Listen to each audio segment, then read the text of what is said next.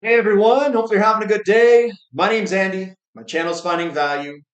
Today we're going to go through Twitter, see what people are sharing on social media. I'll interject my opinions, generally related to three different topics: wealth building, finances, and/or wealth building. Wealth building, finances, or commodities. I said that wrong. So let's dive in here. Let's take a look and see what people are sharing. If you want to follow me, it's at @Finance. And if you want to join our community, finding-value.com, where I dive deeper into these topics, subjects, looking for highly leveraged plays to the commodity bull market in a variety of different sectors. Shipping, coal, oil and gas, energy service, uranium, basically anything, copper, base metals, precious metals mining companies. I'll chart basically anything.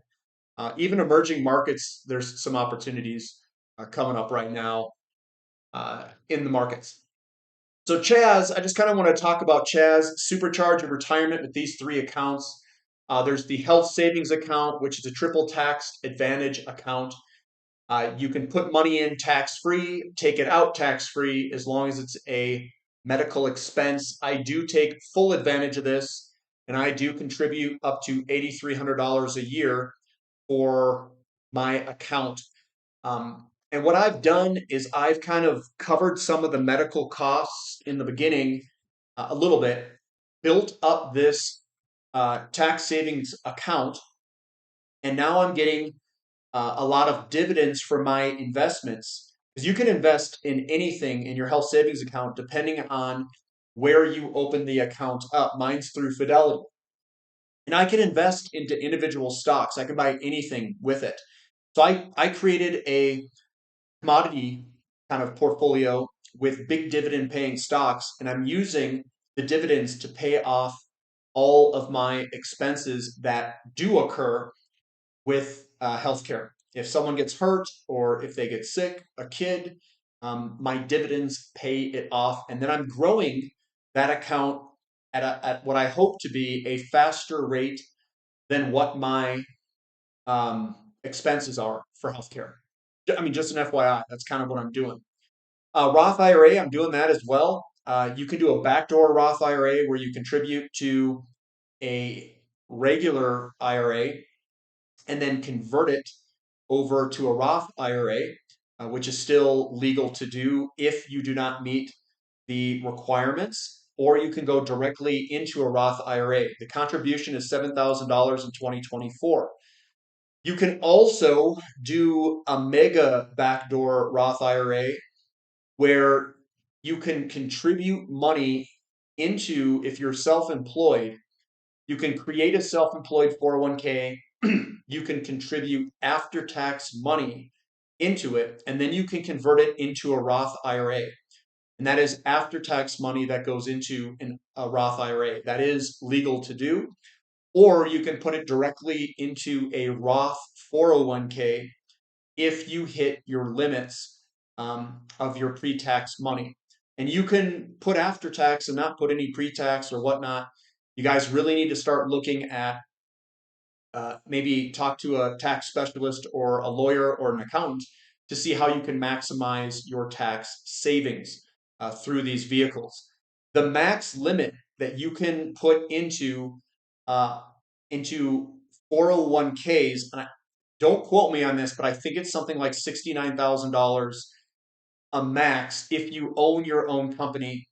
That's through employee and employer contributions. And some of those contributions can be pre-tax or after tax for a Roth 401k or transfer it into a Roth IRA. And you can transfer it if you're self-employed.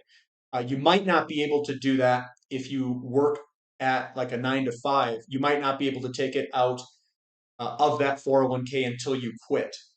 So just an FYI there. And then obviously there's the taxable brokerage account where you can take these accounts, put it in a taxable account, and you've got basically maximum flexibility there in a taxable brokerage account. I also use that, and that's kind of the money I put for my pre-retirement accounts, and I can use that for um, whatever I need it to be. I try to invest. and pay lower taxes through holding it over a year. And if you're investing for the longer haul, kind of like I do, you can also get um, different, I'll say, tax benefits on your dividends. So the dividend income that I do earn in a taxable brokerage account is taxed at a lower rate than my income. And that is also something that you can do. And there's other strategies that you can deploy, like tax loss harvesting. If you do have some losses, you can offset some gains. There are some strategies that you can basically deploy to try to reduce your taxable income. This becomes very important the more money you make. So, yes, I've transitioned into basically looking at all of these taxes. As you transition from, I'll say, six-figure accounts to seven-figure or eight-figure accounts, your tax strategies become greater and greater. And you want to think about that before your accounts get that big. Because if you have a big amount in a Roth IRA, it's going to feel like you've won. Because when you take it out, it's tax free, all those gains. It is a huge advantage to get as much money, in my opinion, into tax advantaged accounts early. And then if you're really good at investing, you can compound it in those accounts. It is absolutely a game changer for a lot of people if you can compound for 10, 20, 30, 40 years in a tax advantaged account. So Bill Holter says silver is a tiny market compared to gold. The gold market is 10 times bigger. They are losing control of silver. If they want to keep gold under control, they better keep silver under control. The Achilles heel to all fiat currencies is gold, in Bill Holter's opinion. Now, I'm going to make a comment here. Silver, do they really have that market under control? Have you guys seen the chart on silver? That thing's broken out, guys. And I don't think they have it under control. I think silver is going to get away from them. I see if you chart like the SPX or Dow Jones against silver or gold, these things are turning right in front of us, where we're going to see at some point, I think very soon, gold and silver start to outperform stocks. When that does occur, that also signals that we are entering a commodity bull market. Like it is game on. When it's game on, people are going to be very mad because the cost of living is going to continue to increase. With the shortages and the supply tightness in a variety of different commodities, I don't see how this doesn't play out. Yes, we could get a recession. Yes, things could be delayed, but that doesn't stop the move. It only delays it. Coming on down, we've got Steve, millionaire habits. Let's take a look at the 7 rules to getting rich. You have to 1, take action, 2, be an optimist, 3, invest 20+% of your income, 4, 6-month rainy day fund, 5, marry the right person, 6, take calculated risks, and 7, never stand still. That's the 7 rules to getting rich. And I don't know what he defines for being rich.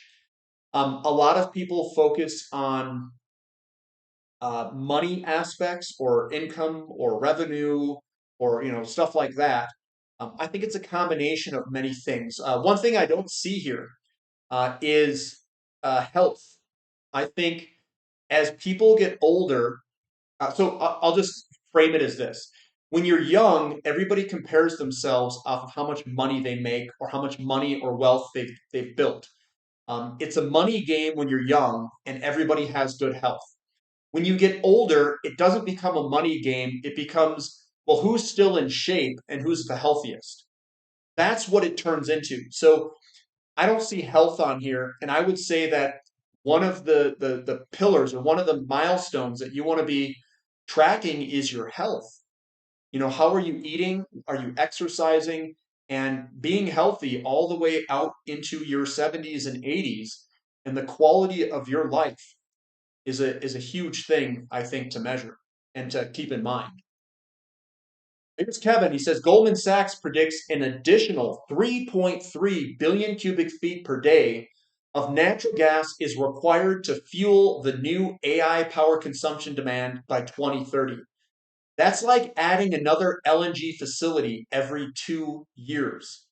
So US utilities will need to invest around 50 billion in new generation capacity just to support data centers alone. In addition, our analysts expect incremental demand center power consumption in the US will drive around 3.3 billion cubic feet per day of new natural gas demand by 2030, which will require new pipeline capacity to be built. I hope that we have this much natural gas, guys, in America.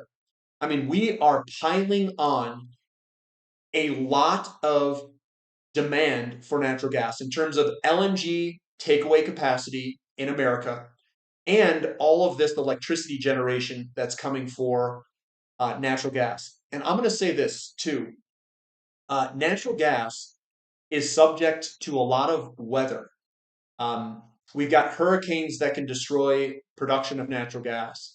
We've got a lot of things that are subject to weather in renewables. And if renewables don't hold up their part, it's going to be more natural gas demand. And then we've got the weather, cold weather, that drives heating demand. So I'm just going to state we are leveraging up to natural gas in a gigantic way. And we're going to be subject to a lot of weather that is out of our control. I don't know if that's smart. If it were me, I would be ramping up nuclear alongside natural gas. You can use natural gas as a swing producer, but I also think we should double our nuclear. That's what I would do. So today is in the top percent on the Schiller PE of all time. And when you start from this level, you have a very hard time going up materially. You've done it once or twice, but you've only done it for a while. In the last gasp of 1929, in the last gasp of 1999, says John Hussman. So yeah, the valuations in some of these investments in technology stocks and the S&P 500, they're way up there, guys. And your risk reward is not favorable for a new entry point, in my opinion. So that's why I think commodities and precious metals are so good, is because there's no other really good options out there. That's all that's left. So Oliver says a study by researchers at the University of Michigan and Cornell University has found that copper cannot be mined quickly enough to keep up with the current US policy guidelines to transition the country's electricity and vehicle infrastructure to renewable energy. So what the heck are we going to do? I mean, we already know this. So these guys come out, and I've said this, in our meetings too. I'm like, I don't think we've got enough minerals to support the renewable energy and the infrastructure and all this stuff. So that's going to be more oil and natural gas demand, right? That is correct. We're going to have more demand than what most people think in the future of oil and nat gas and fossil fuels, probably coal as well. Special situation here, tech versus commodity price ratio. And this is one of the pillars that I look at. US technology stocks versus commodity price ratio is down from the February 2024 peak. We are starting to outperform in commodities. And I want to show you something here too. So back in the 80s and 90s, we had this big ramp up of the NASDAQ outperforming commodities. We had this sideways move and then a blow off top. This is the sideways move that we got. They increased interest rates rapidly, which pulled us down. And then we got the last blow off top here, I think. So I'm willing to bet that March of 2000 is much like February of 2024. And now we're going to start to head down where commodities start to outperform NASDAQ 100 in this case, and probably the S&P 500. I'm very excited for commodities here. Very, very excited. Come down. Most people get interested when everyone else is. The time to be interested is when no one else is interested. You can't buy what is popular and do well. You have to be a contrarian, and I agree with them. I had to learn this over the years. It's hard to be different than everyone else. Here's Scott. He says, Chat GPT price projection, $280 to $900. So based on the analysis of historical trends, current market conditions, and adjustments for broader commodity and financial index trends, A conservative estimate of where uranium could go is around $280 a pound, reflecting a moderate rise and aligning with the 2007 adjusted peak. A mid-range estimate between $500 and $600 per pound, considering sustained demand growth and ongoing market dynamics. An optimistic estimate is around $900 per pound, reflecting the 1978 adjusted peak under conditions of severe supply constraints and continued high demand. I think that my range is somewhere between mid-range and optimistic. I think we'll probably get to 500, and it could go to 900. It could even go to $1,000 a pound. It depends on the response that people have. Like what response will they have, and do they panic out of fear? And then I don't know what will occur with fear and all that stuff. So that's where I'm going to end it, guys. That's what I've got for today. Now I'm going to put on another video today where I'm going to talk about a little bit about a couple of questions that people have brought up, and then also I'm going to tie in kind of what the website does to that question, because people are kind of doubting that you can buy depressed assets. Another thing is somebody brought up about some stocks about Meta, and you could have bought that a couple of years ago, and I'm like, why would you want to go to Meta? You should see the returns on some of these oil companies and some of the uranium companies and some of these other companies that blow Meta out of the water these past couple of years. They even blow Nvidia out of the water. So I think people just don't understand the returns that some of these companies have had over the past 4 or 5 years. Ridiculous. So I went a little bit into that, and I gave my opinions on these cycles here that are up. So yeah, look for that. It'll probably come out at 11 a.m. Uh, time. Just an FYI. So that's what I've got for today. We'll catch you later. This is Finding Value.